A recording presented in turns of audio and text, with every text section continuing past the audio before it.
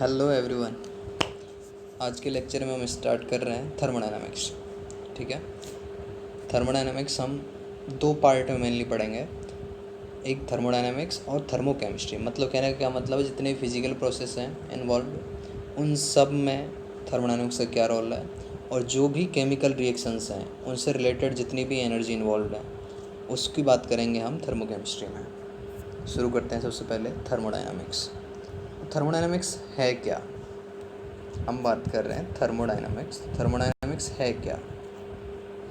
देखो, thermodynamics chemistry की एक ब्रांच है। ठीक है, फिजिकल केमिस्ट्री की ब्रांच है। ठीक है, जिसमें बात किसी कर रहे हैं, हम बात कर रहे हैं कि interaction of one body with another. मतलब क्या है कि ये कोई बॉडी ए है, ये कोई बॉडी बी है, ये समहाउ इंटरेक्ट हुई किसी भी तरीके से। ठीक है, तो इन दोनों का जब इंटरेक्शन हुआ, ओके, तो उस टाइम पे कुछ हीट या वर्क, ऐसी टर्मिनोलॉजी इन्वॉल्व हुई होगी। मैं कह रहा हूँ कि इन दोनों का किसी न किसी रीज़न की वजह से कुछ इंटरेक्शन हुआ, तो इस ड्यूरेशन में, जो इस इन्वॉल्वमेंट में, जो इस हीट और वर्क, इनकी बात करी जा रही है। ठीक है, मैंने क्या बोला, थर्मोडायनामिक्स क्या है? थर्मोडायनामिक्स ब्रांच है फिजिकल केमिस्ट्री की जो डील कर रही है interaction of one body with another in terms of heat and work. अब मैंने बात की हीट क्या है और वर्क क्या है। हीट है energy transfer due to temperature difference. क्या है? Energy transfer due to temperature difference.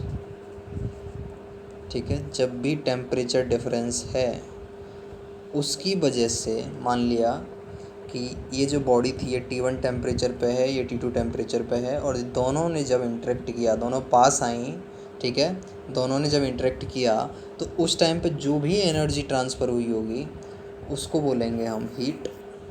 अब बात आ रही है वर्क क्या है।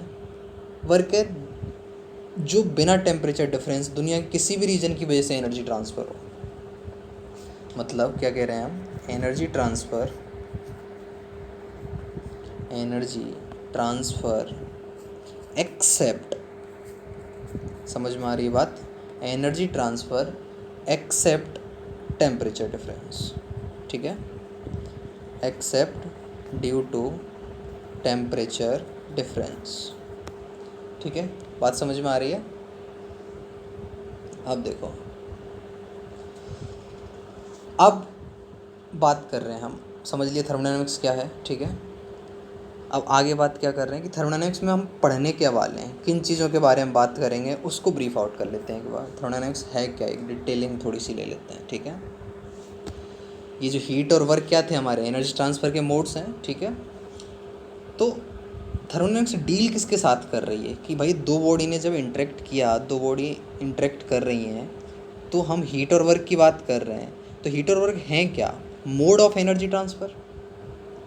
बात क्लियर हुई? मोड ऑफ एनर्जी ट्रांसफ़र है हीट और वर्क। ठीक है, और थर्मोडायनामिक्स डील किसके साथ कर रही है कि कोई भी केमिकल चेंज हो रहा है, कोई भी फिजिकल प्रोसेस हो रहा है, कुछ भी हो रहा है, उसमें कितनी एनर्जी इन्वॉल्व है। मतलब कोई भी रिएक्शन हुई तुम्हारे सामने, भाई A+B गिव्स C+D, कोई भी रिएक्शन हुई है, ठीक है, तो इसमें कितनी एनर्जी इन्वॉल्व हुई, how much energy is involve in this reaction.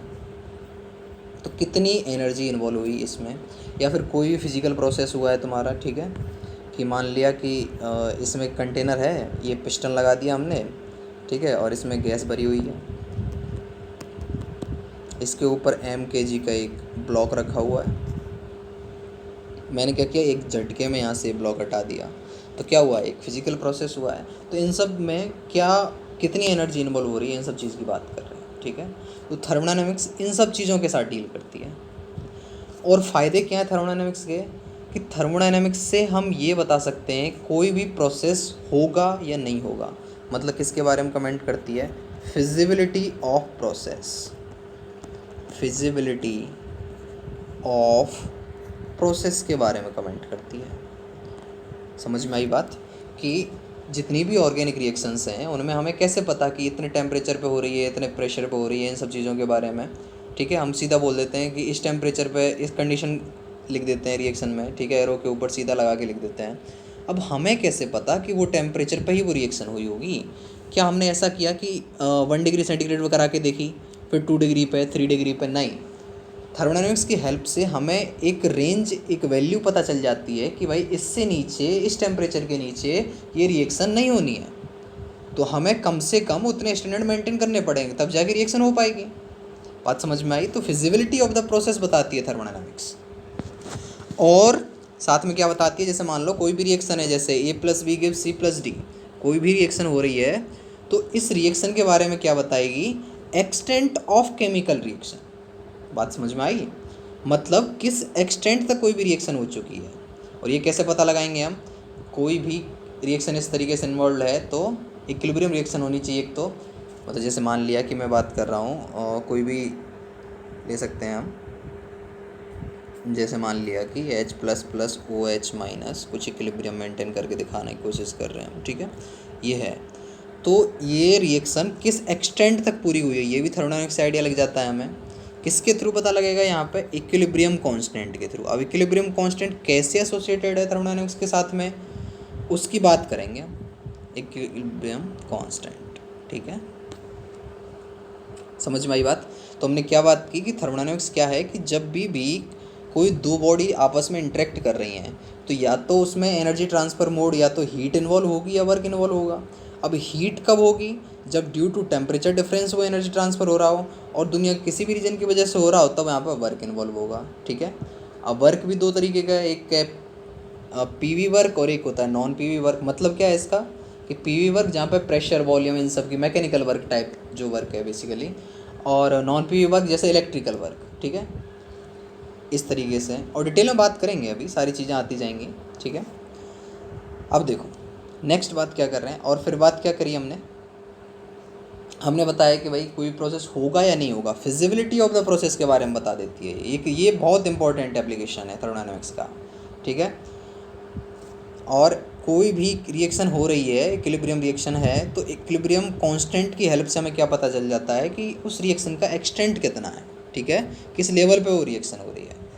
यहाँ से ब्रीफ हो चुकी है थर्मोडायनेमिक्स की हेल्प क्या है, क्या कर सकते हैं थर्मोडायनेमिक्स के साथ में, ठीक है। अब बात करते हैं कुछ बेसिक डेफिनेशंस के बारे में, ठीक है। नेक्स्ट बात कर रहे हैं कुछ बेसिक डेफिनेशंस, कुछ डेफिनेशंस की बात कर रहे हैं, ठीक है।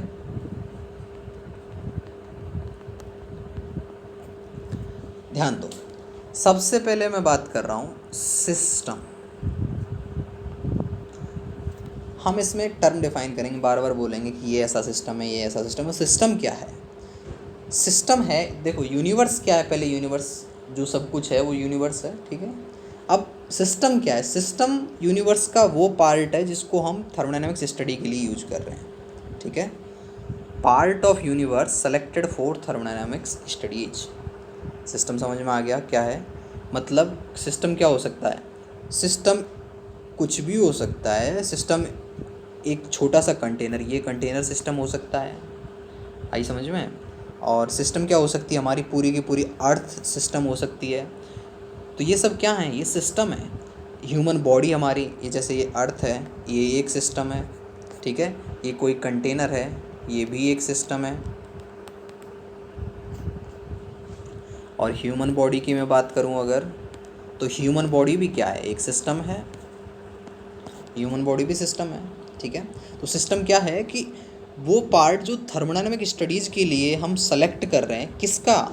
यूनिवर्स का, वो क्या है? सिस्टम है।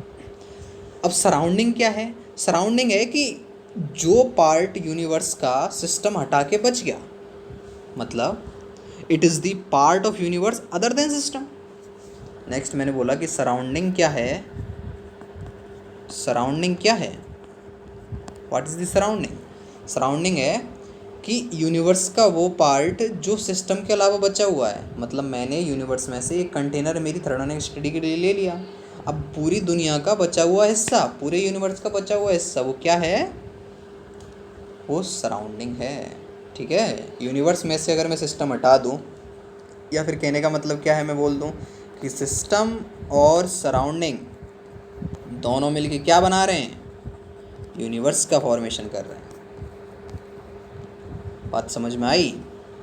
दोनों मिलकर क्या कर रहे हैं? यूनिवर्स का फॉर्मेशन कर रहे हैं। समझ में आ गया? सिस्टम क्या है, सराउंडिंग क्या है, यूनिवर्स क्या है।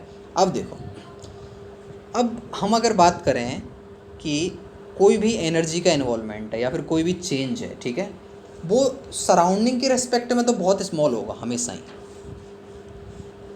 क्यों? रीज़न क्या है? रीज़न है surrounding is very very large compare to the system. System के रेस्पेक्ट में कोई भी एनर्जी चेंज है वो स्मॉल हो सकता है, लार्ज हो सकता है, वो सिस्टम के रेस्पेक्ट में कितना भी हो सकता है, लेकिन सराउंडिंग के रेस्पेक्ट में कोई भी चेंज होगा वो हमेशा बहुत कम होगा। रीज़न क्या है? Surrounding is very very large. ठीक है, नोट करते रहना इन सब चीज़ों को। नेक्स्ट बात कर रहे हैं हम, नेक्स्ट टर्म की बात आ रही है बाउंड्री। नेक्स्ट क्या है? बाउंड्री। अब बाउंड्री क्या है? बाउंड्री है क्या बेसिकली, ज़रूरत क्यों पड़ रही है इसकी? हम कह रहे हैं कि हमने बात की कि ये कंटेनर है, ठीक है, ये कोई कंटेनर ले लिया मैंने, और यही मैंने क्या ले लिया? मेरा सिस्टम ले लिया। ये कंटेनर क्या है? मेरा सिस्टम है, ठीक है। और बाहर क्या है? ये सब पूरा सराउंडिंग है, इसके आसपास सब पूरा ये सराउंडिंग है, ठीक है। बाहर आसपास क्या है? ये पूरा सराउंडिंग है। बात समझ पा रहे हो? ये सिस्टम है, ये आसपास क्या है? सराउंडिंग है। अब मैं क्या कह रहा हूँ कि सिस्टम और सराउंडिंग के बीच में जो भी एनर्जी एक्सचेंज होगा वो कहाँ पे होगा? वो बाउंड्री पे होगा। अब यहाँ पे तो क्लियरली विजिबल है कि बाउंड्री कैसी है, मैंने यहाँ पे दिखा दिया कि तो कंटेनर की जो वॉल्स हैं, यहाँ पे ये सरफेस दिख रहा है, ये बाउंड्री की तरह काम कर रहा है अभी, ठीक है। ये सब एक बाउंड्री की तरह काम कर रहा है। तो यहाँ पे बाउंड्री कैसी है? बाउंड्री रियल है और रिजिड है। क्या ऐसा हो सकता है कि बाउंड्री रियल ना हो? हाँ बिल्कुल, मान सकते हैं हम तो कि यहाँ पे बाउंड्री होगी, क्योंकि उसी के थ्रू इंटरेक्शन हो रहा है, ठीक है। तो अगर मैं बोलना चाहूँ कि बाउंड्री कैन बी इमेजिनरी और real surface which separates system and surrounding. Boundary क्या है? बाउंड्री कैन बी,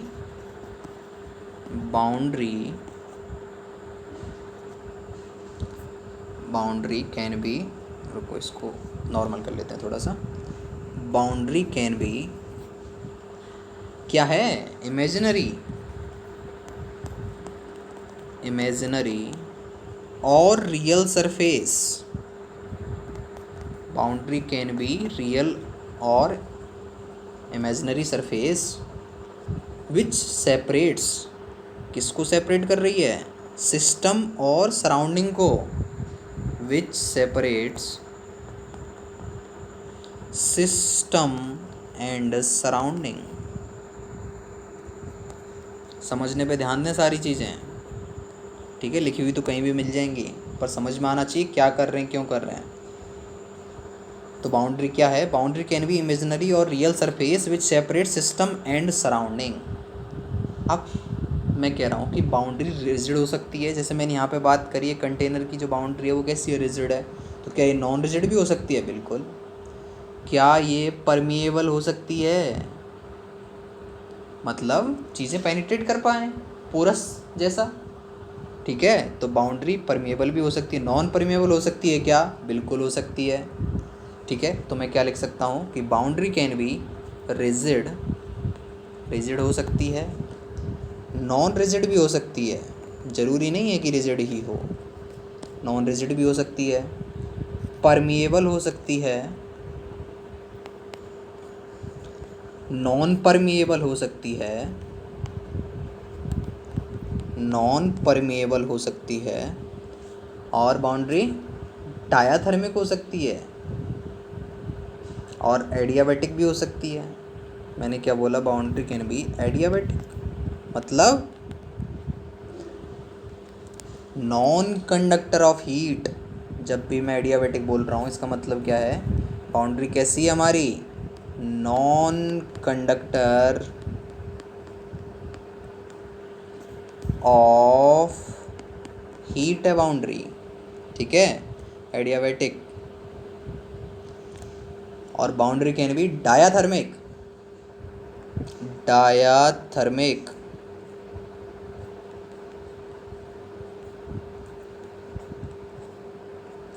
डायाथर्मिक क्या है? Opposite to adiabatic. एडियाबैटिक क्या है? Non conductor of heat. Diathermic क्या है? जो आराम से हीट को पास होने दे, ठीक है, एबल टू कंडक्ट हीट या फिर पासिंग हीट फ्रीली। डायथर्मिक क्या है? Passing heat freely. समझ पा रहे हैं? समझ में आया कि बाउंड्री क्या है, कि जहाँ पे सेपरेट हो रहे हैं सिस्टम और सराउंडिंग। और बाउंड्री कैसी हो सकती है? बाउंड्री रिजिड हो सकती है, नॉन रिजिड हो सकती है, परमिएबल हो सकती है, नॉन परमिएबल हो सकती है, एडियाबैटिक हो सकती है और डायथर्मिक हो सकती है। ठीक है, बात समझ में आई? आगे बात करते हैं सिस्टम के क्लासिफिकेशन की। नेक्स्ट बात कर रहे हैं हम classification of system. Classification of system, और ध्यान से समझ रहे हैं हम सारी चीज़ों को। सिस्टम को हमने क्लासिफाई किया है 3 पार्ट में, ओपन सिस्टम, क्लोज्ड सिस्टम और आइसोलेटेड सिस्टम। क्या हैं ये सब? तो बारी बारी से बात करते हैं सबकी। ठीक है, सबसे पहले बात कर रहे हैं ओपन सिस्टम के बारे में। ओपन सिस्टम, ओपन सिस्टम क्या है? मैं ह्यूमन बॉडी की बात कर रहा हूँ या फिर मैं कप ऑफ टी की बात कर रहा हूँ। ठीक है, तो हमने एक कप ऑफ टी क्या कर दिया, रखा हुआ है हमारे पास में, तो क्या होगा थोड़ी देर बाद में? क्या ऑब्जर्व होता है हमें कि मतलब पहले क्या लिया हमने, उसमें चाय ली है गरम गरम, ठीक है, और थोड़ी देर बाद में क्या हुआ, क्या समझ में आएगा हमें? थोड़ी देर बाद क्या ऑब्जर्व होगा कि स्टीम उससे निकलती जा रही है और वो ठंडा होता जा रहा है। ठीक है, मतलब उसमें हुआ क्या, 2 प्रोसेस हुए उसमें। मतलब उसने क्या किया, सराउंडिंग के साथ में एनर्जी भी एक्सचेंज करी है। ठीक है, और क्या एक्सचेंज किया है? उसने मैटर भी एक्सचेंज किया है स्टीम की फॉर्म में। समझ पा रहे हैं? मैंने क्या बोला कि मैंने एक गरम चाय ले रखी है कप में, और फिर क्या ऑब्ज़र्व हो रहा है वहाँ पे कि, और कप ओपन है, ठीक है, रखा हुआ है खुले में, तो क्या कर रहा है वो? सराउंडिंग के साथ में एनर्जी भी एक्सचेंज कर रहा है और मैटर भी एक्सचेंज कर रहा है। समझ में आई? स्टीम की फॉर्म में चीज़ें एक्सचेंज हो पा रही हैं। तो ओपन सिस्टम क्या है? यही ओपन सिस्टम है। A system is said to be open if energy as well as matter can exchange between system and surrounding. क्या?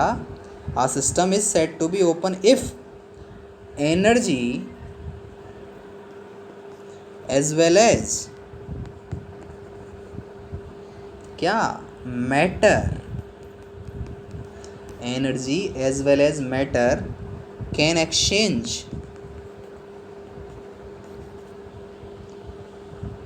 between system and surrounding. बात समझ में आई?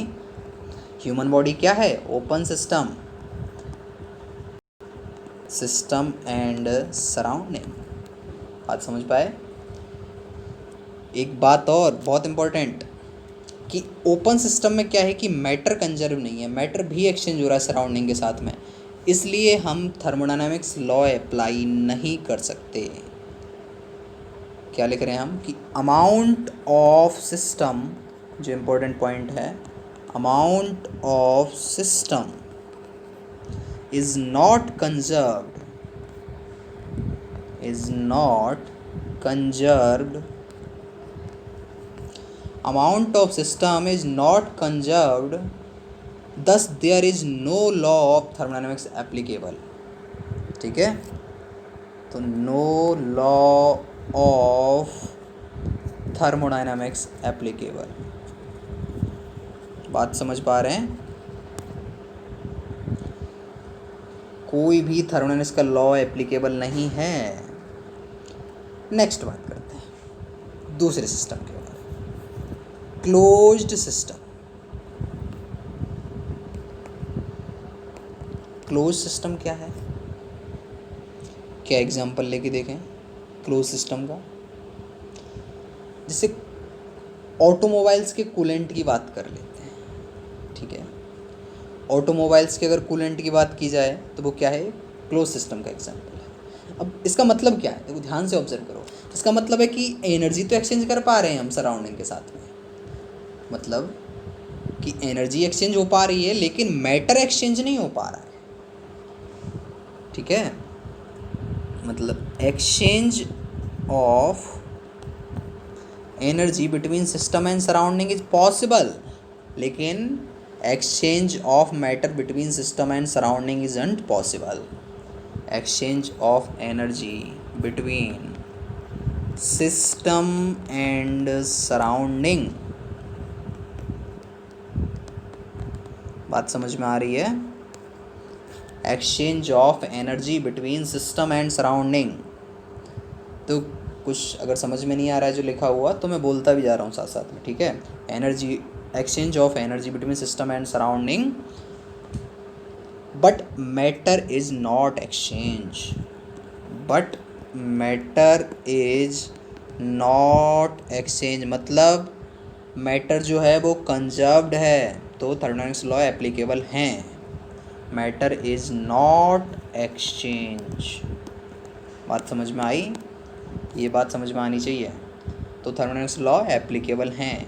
Amount of substance is constant. Next बात कर लेते हैं isolated system की। Next बात कर रहे हैं हम आइसोलेटेड सिस्टम की। क्या है आइसोलेटेड सिस्टम? आइडिया लग गया होगा जिस सीक्वेंस में हम जा रहे हैं कि क्या है isolated system? A system in which neither mass nor energy is exchange between system and surrounding.